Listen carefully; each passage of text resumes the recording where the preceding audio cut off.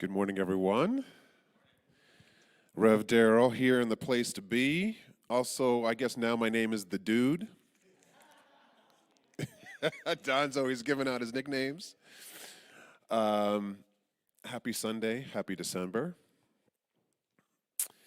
How many of you are experiencing unrest, turmoil, despair, anxiety, uncertainty, or some other unpleasant experience of living? Is anyone experiencing those things? Okay.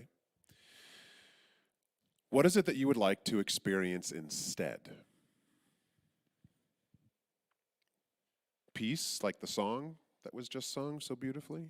Contentment, joy, happiness, security, freedom, certainty, or some other pleasant or positive experience of living? Well, you are in luck. You're in the right place. We here at Cityside today and all month are exploring the power of silence. The text that we will be focusing on and drawing inspiration from every week is the book Silence, The Power of Quiet in a World Full of Noise by Thich Nhat Hanh. Just the title of that book, every time I read it and see it, it just gives me I get the chills actually. So I'm going to read it again. Just take in the title of the book. You don't even have to read it, although I highly recommend it. Silence, The Power of Quiet in a World Full of Noise. So it inspired the question, which is my talk title today: what good may come from a little quiet?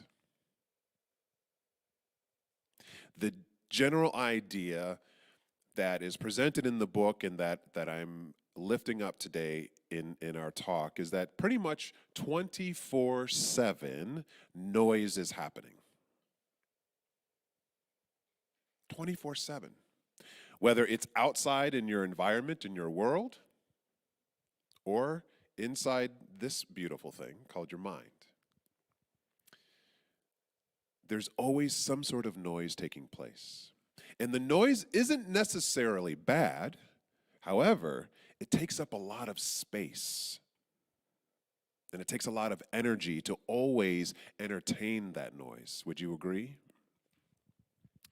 So what if we made a practice of pausing and embracing quiet every day? What space might be freed up in your minds, in your attention, in your energy, and in your living? What good may come from a little quiet? I believe so much good. But here's the kicker.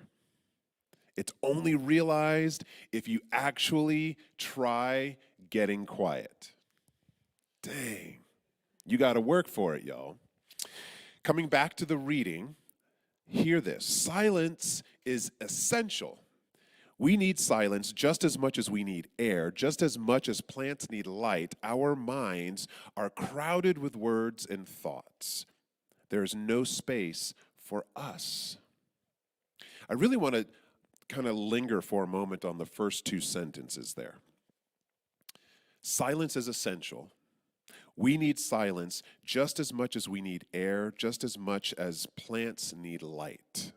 So everyone gets that plants don't, if you've ever tried to have a plant in your home and you put it in the closet and you shut the door, it's not going to thrive. It's actually not going to stay alive. So what Thich Nhat Hanh is positing and saying here is that we need silence like a plant needs light. It's essential. Not only is it a nice thing to have, we need it to actually be healthy. We need silence in our life to thrive. We need silence in our life to actually stay alive. But how much silence or stillness do you actually practice? Most of the time, when we have an opportunity to get quiet, what do? Pull out this puppy right here. We start scrolling and looking and emailing and texting and putting on something. And none of those things are bad. But if silence is essential to our health, when we are presented with those opportunities of quiet, seize it, because there isn't a whole lot of silence in your life. There's always something clamoring. So again, I will ask, what good may come from a little quiet? Silence is powerful. Stillness is healing. Space and spaciousness supports creativity and possibility.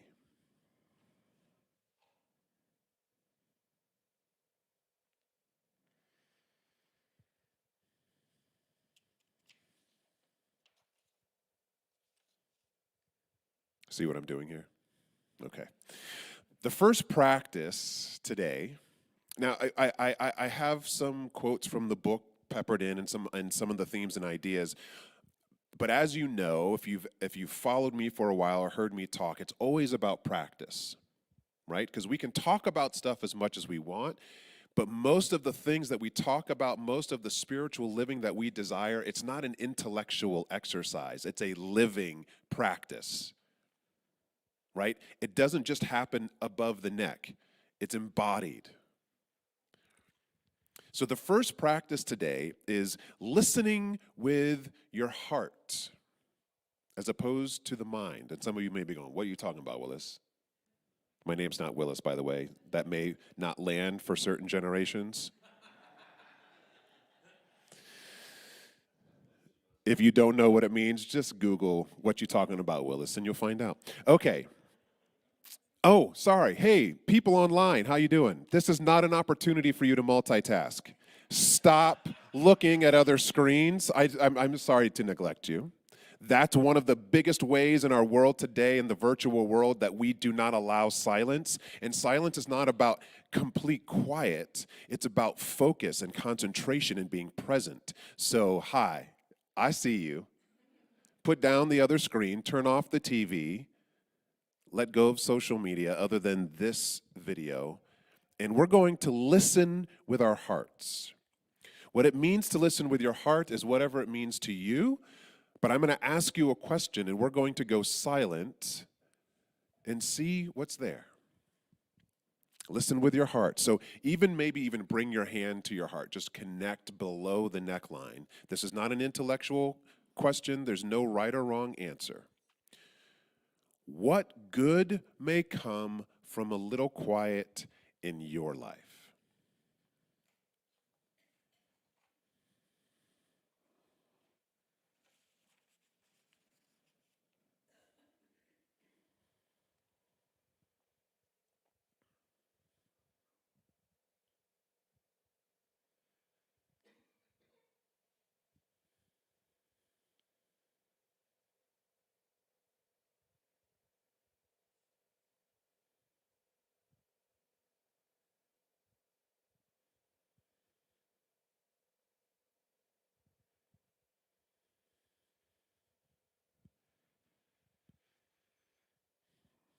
Are you listening and focused on the personal wisdom that dwells within your heart, or are you listening to the clamoring, the opinionated, and often fearful voice of the mind? By the way, that was only 30 seconds. Some of you may be like, dang, how long is he going to wait? 30 seconds. We are not trained to be in silence. We have never, ever gone. I didn't go to school to embrace silence. Anyone else? I mean, it's invited in a lot of our spiritual practices. It's invited in a lot of the conversations we have. We understand, probably all of us are going, yes, it's a noisy world. We need more stillness. But we're going to step out of this service, and chances are most of us are going to step right back into the habituation of how we show up in the world. So let's try this again. Now that you've realized what's about to happen, I want to ask that question again. Take a slow breath in. And as you exhale, if it feels good, close your eyes. For those of you online, at least drop your attention away from the screen. Take another slow breath in. And as you exhale, I ask again, what good may come in your life from a little quiet?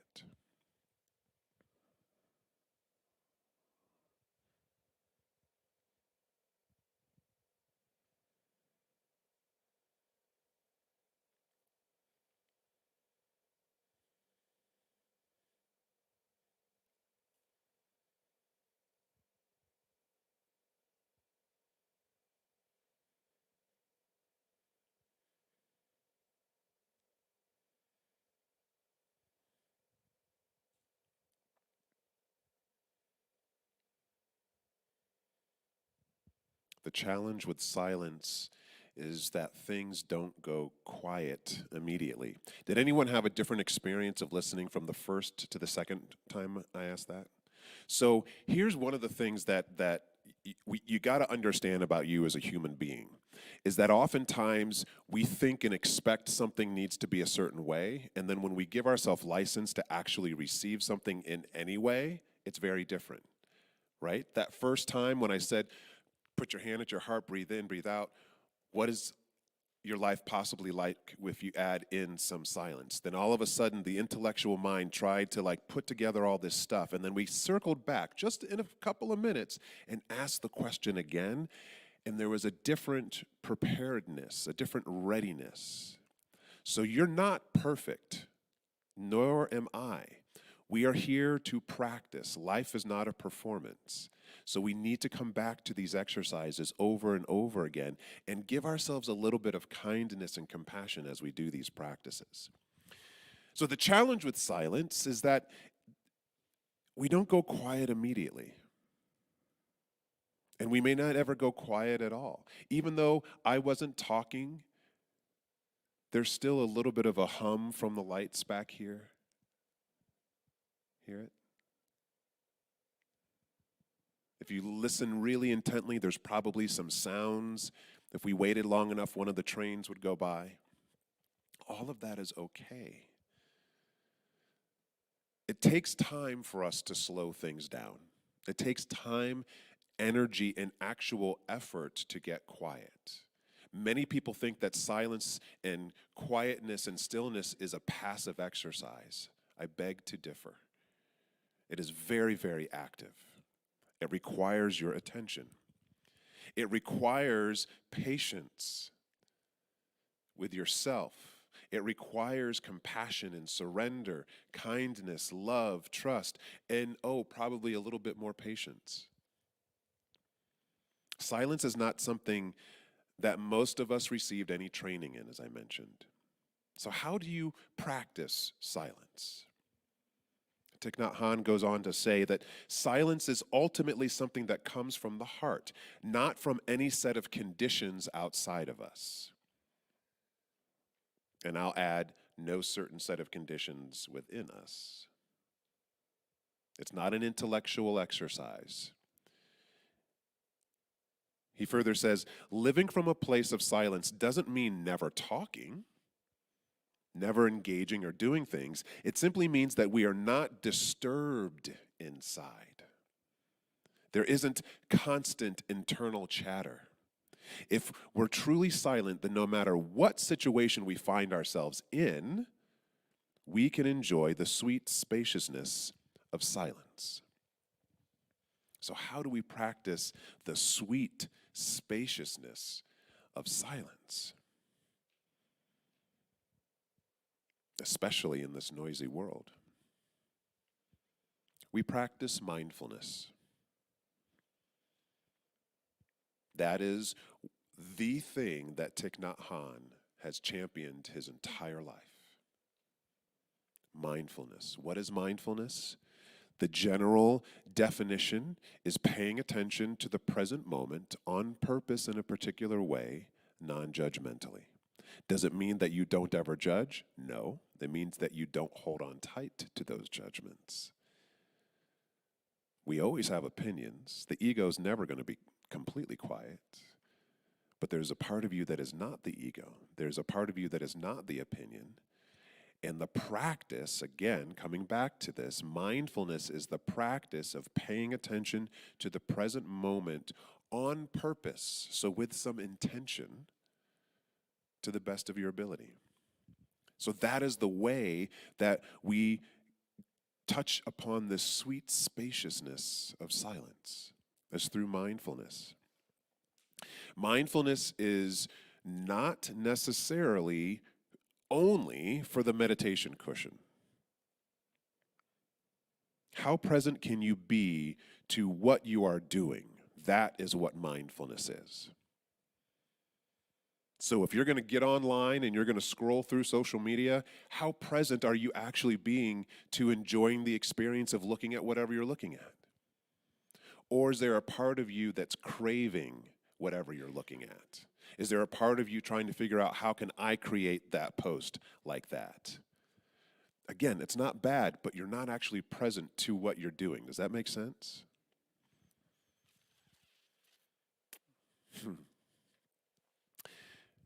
Anyone know the practice of selective listening?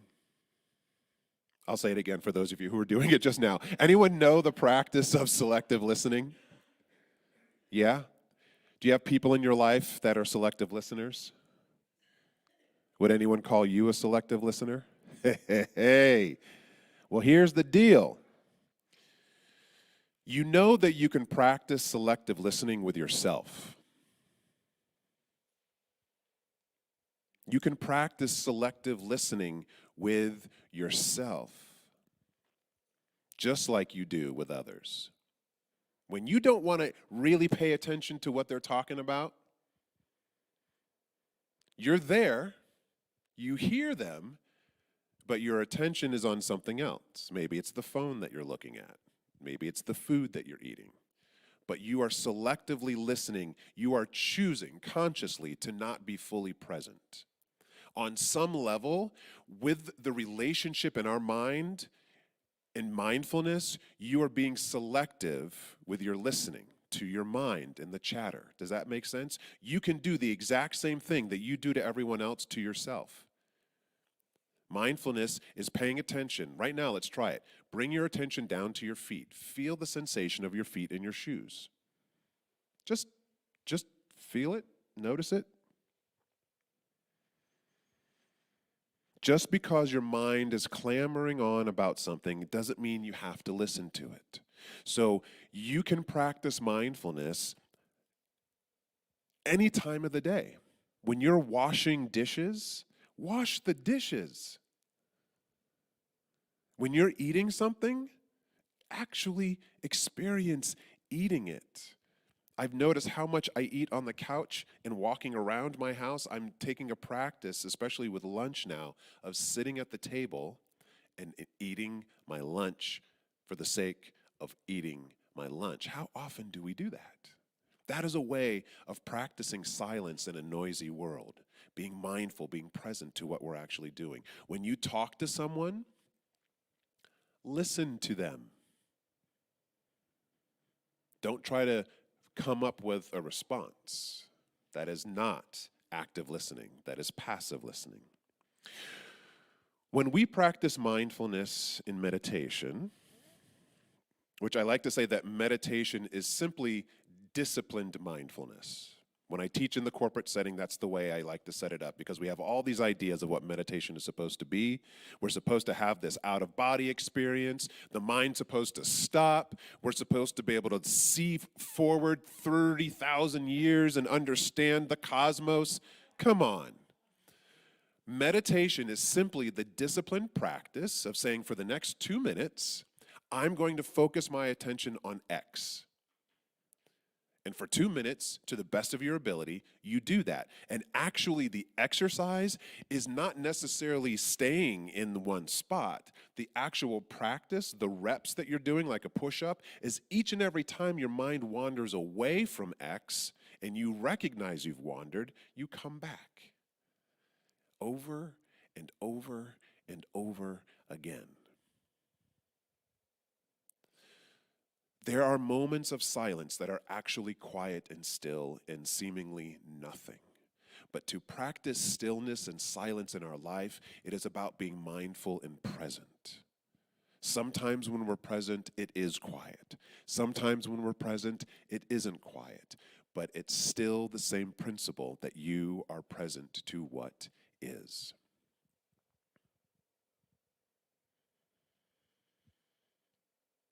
Thich Nhat Hanh goes on to say that it requires diligence. And as opposed to selective listening, he likes to use the word selective watering. He uses lots of analogies and images. So he talks about this idea that in our awareness and consciousness, we have all these seeds. We have seeds of hope, seeds of anger, seeds of joy, happiness, love, deception, frustration.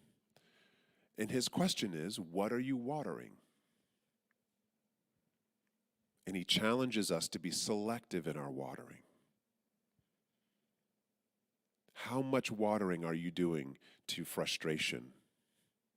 How much watering are you doing to disappointment? If you watch the news, you're watering a lot of disappointment. I'm not saying don't watch it, but how much do you need to watch? Because what you're actually watering is the seed of disappointment within you, the seed of frustration, anger, and fear within you. But there's other seeds there. It takes diligence to selectively water the things in our life. And when we are in stillness and silence, we reap the benefit of awareness. We can go, oh, I haven't been watering the things that I actually want to water. I haven't been giving attention to the things I actually want to give attention to. This is the challenge with the constant noise, the constant stimulation, is that there's no space for awareness. It literally blocks our ability to choose. You need, remember, stillness and silence is what we need to live, just like a plant needs light. He says, when we release our ideas, thoughts, and concepts, we make space for our true mind. Our true mind is silent of all words and notions and is much vaster than limited mental constructs. Only when the ocean is calm and quiet can we see the moon reflected in it. Only when the ocean is calm and quiet can we see the moon reflected in it. Again, what good may come from a little quiet in your life? Just to give you a couple of ideas before I close, I challenge you to find actual stillness. Maybe when you go home today, you sit on a chair or a couch and just set a timer for 2 minutes and allow yourself to be. Your eyes can be opened or closed. But here's some other ways. Maybe when you get in the car, instead of turning on the radio, you turn it off and just drive. Maybe you don't multi-screen. You're watching something on television, you're watching a movie, you're watching Netflix with your friend or your partner or family member, then don't look at your phone at the same time. When you talked the other night, I was out to dinner with someone, and it just blew my mind. Two people started talking, and they would share, and then they just kept talking at the same time. And I was kind of like toggling back and forth, trying to take both of it in. And I kind of wanted to say, excuse me, can one of you stop so I can hear the other one speak? But I didn't know them that well. But it was just this weird experience. But it made me realize, how often are we just talking over one another? Listen. You'll get your word in edgewise. Just hold on a minute. This requires patience. Or try not talking at all. There's another way of practicing silence. Just shut the heck up. Listen in a meeting. Listen in a conversation as opposed to needing to say something. Let yourself experience whatever it is that you are experiencing. That is a way of embracing silence and presence and mindfulness. I challenge you to do that this week. Take a deep breath in. As you exhale, let your attention move inward to your heart.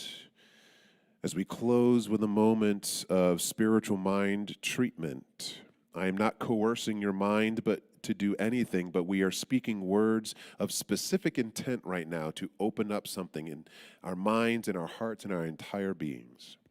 There is a power in presence that is noble, Thich Nhat Hanh says. A noble silence, a wisdom that dwells within you that is seeking your attention. All you have to do is listen. So may we all listen to our hearts, to our minds, to our souls, to our spirits. May we listen to life this week in a way that we've never done so before. May we find silence and pause and stillness, not to get away from life, but to be with the very life that we are living. For within it is everything that we need. Within it is everything that we need. I bless you in this week as you find silence and stillness. Peace and blessings to you all.